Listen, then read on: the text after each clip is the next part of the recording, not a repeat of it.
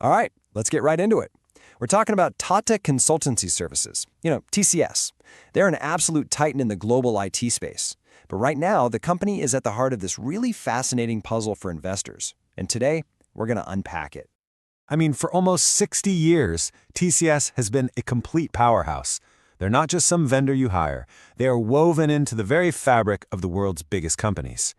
And yet, even with that rock-solid reputation, the market is kind of giving it the side eye, seeming a little nervous about its future. But here's where the plot thickens.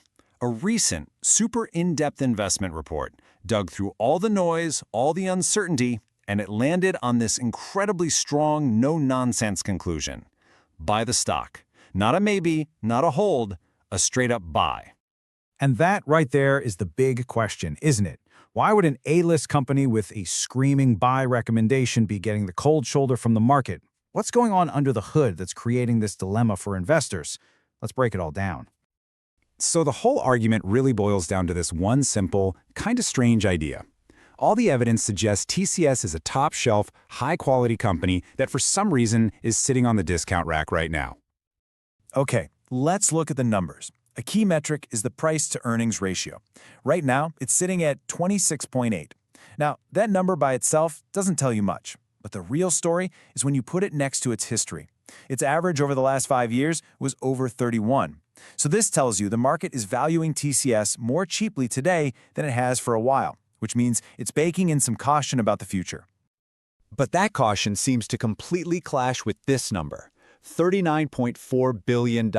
That's the size of their order book. It's a record. These are signed, sealed, delivered contracts for future work. It shows that clients are doubling down on TCS for the long haul. So how can a company with a record backlog of work be undervalued? What gives?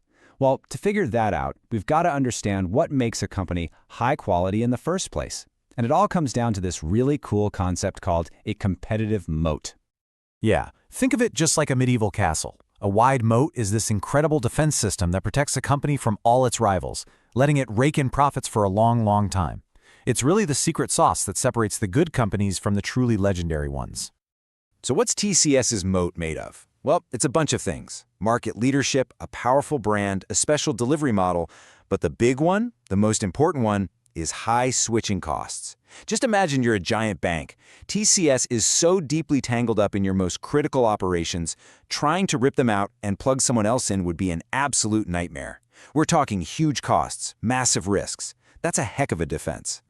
Now, if the moat is the castle wall, then think of this next number as the report card for how well the kingdom is being run. It's called return on equity, or ROE. And simply put, it asks, for every dollar investors give this company, how much profit does it spit back out? And let me tell you, TCS's number, it is absolutely world-class. And here's the kicker. It's not just a high number that's sitting still, it's actually getting better. Just look at this trend. In only 5 years, their ROE has jumped from an already great 38% to almost 53%. That shows an insane ability to squeeze more and more profit out of the money they have. Okay, so we've got a strong moat, check. Record-breaking orders, check. Incredible efficiency, check.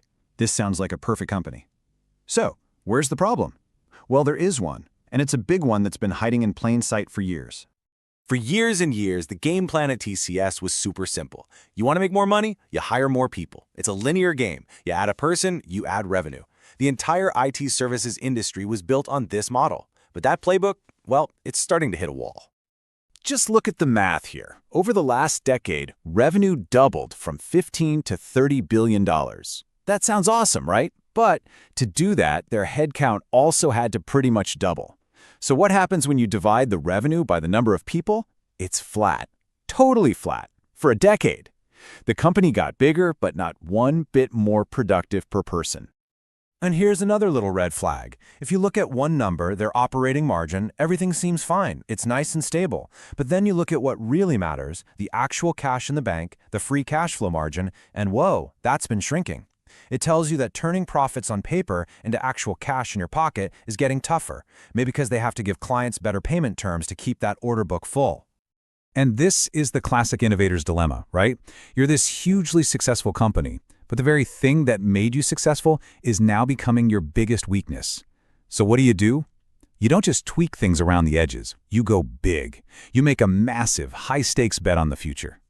And that bet is all in on artificial intelligence. But listen, this isn't about them just buying some new AI software. No way. They're going way deeper. They're making a huge strategic pivot to build the actual plumbing, the fundamental infrastructure that the entire AI revolution is going to need, a new generation of data centers.